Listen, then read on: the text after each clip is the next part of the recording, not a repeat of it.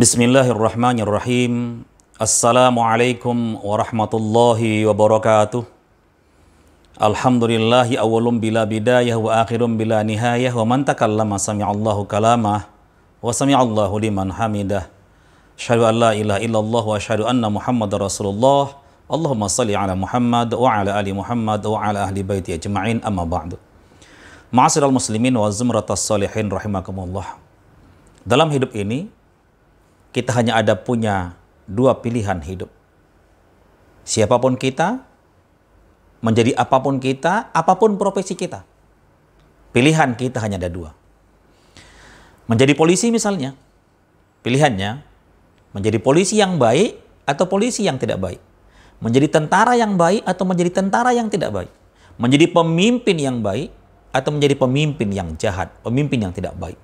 Menjadi dokter yang baik atau memilih menjadi dokter yang tidak baik. Supir angkot juga demikian. Tukang becak juga demikian. Pilihannya ada dua. Menjadi supir angkot atau tukang becak yang baik atau menjadi supir angkot dan tukang becak yang tidak baik. Menjadi guru dan dosen, pilihannya dua. Menjadi guru yang baik, dosen yang baik, atau guru yang tidak baik. Atau menjadi dosen yang tidak baik. Pedagang pun punya dua pilihan. Menjadi pedagang yang baik atau pedagang yang tidak baik. Petani juga demikian. Pejabat juga demikian. Pilihannya ada dua. Menjadi pejabat yang baik atau pejabat yang tidak baik. Menjadi ulama juga dua pilihan. Menjadi ulama yang baik atau menjadi ulama yang tidak baik. Menjadi ulama yang khus atau menjadi ulama yang syuk. Bahkan menjadi rakyat pun pilihannya dua. Menjadi rakyat yang baik atau menjadi rakyat yang tidak baik. Saudaraku sekalian, berteman juga punya dua pilihan. Kita bisa memilih teman yang baik atau memilih teman yang tidak baik. Mencari harta juga demikian.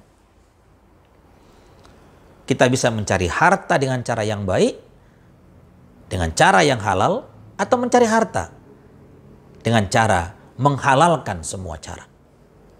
Dan ketika harta itu kita dapat, kita punya dua pilihan juga.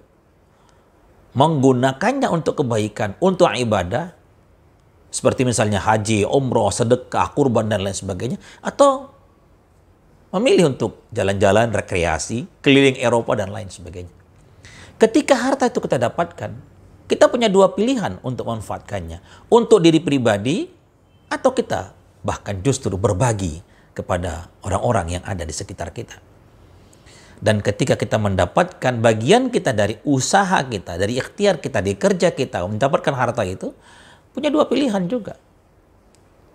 Kita bisa menjadi orang yang kufur nikmat seperti Qarun, yang ketika ditanya tentang keberhasilannya mengumpulkan begitu banyak harta, dia berkata, ini semua adalah karena kehebatanku, karena ilmuku, karena kelihayanku menjalankan usahaku.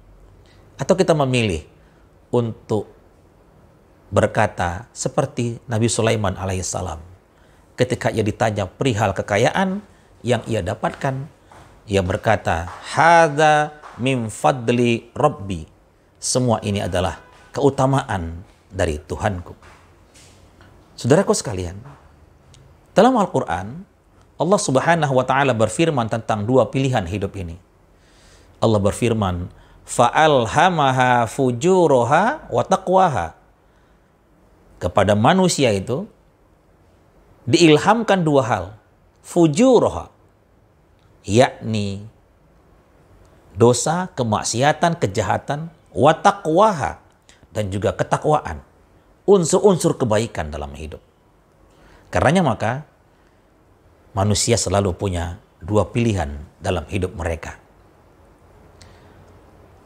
Qad aflaha man zakkaha wa qad khaba man dassaha. Demikian kata Allah. Maka beruntunglah orang yang mensucikannya, yang ketika dia misalnya di awalnya memilih untuk hidup dengan cara fujur, lalu kemudian ia beralih menjadi orang yang hidup dalam ketakwaan. Wa qad khaba man dassaha, Dan merugilah orang-orang yang tetap memilih untuk hidup dalam fujur mereka, dalam kejahatan mereka, dalam pilihan kedua hidup mereka, yakni memilih dengan cara hidup yang tidak baik, yang penuh dengan yang penuh dengan dosa dan juga penuh dengan kemaksiatan. Saudaraku sekalian, sampai mati pun kemudian pilihan hidup kita ada dua. Dan pilihan mati ini tergantung kepada apa yang kita lakukan ketika hidup. Pilihan mati ada dua. Yang pertama, mati dengan cara yang husnul khatimah. Yang kedua, mati dengan cara su'ul khatimah. Sebagaimana yang kami katakan tadi bahwa cara mati kita itu juga ditentukan cara hidup kita sebelumnya. Dan nanti tempat kita juga di akhirat, setelah kematian kita, ada dua pilihannya, yakni berada di neraka atau berada di surga.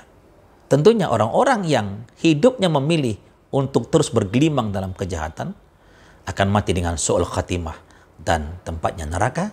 Orang-orang yang hidup dalam kebaikan matinya dengan cara husnul khatimah dan tempatnya adalah surga.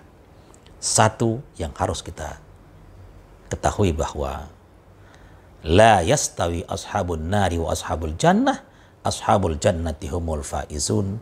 Tak sama penghuni-penghuni neraka dengan penghuni-penghuni surga, karena penghuni surga adalah orang-orang yang beruntung. Semoga Allah Subhanahu wa taala mengistiqomahkan kita untuk tetap berada pada ketakwaan kita kepadanya. Semoga Allah mengistiqomahkan kita untuk terus menjadi orang-orang yang memilih jalan hidup yang penuh dengan kebaikan. Dan semoga Allah akan menjemput kita dalam kebaikan dan menempatkan kita juga di tempat yang terbaik. Fa'tabiru ya ulil albab. Barakallahu lana wa lakum. Wabillahi taufiq wa hidayah. Assalamualaikum warahmatullahi wabarakatuh.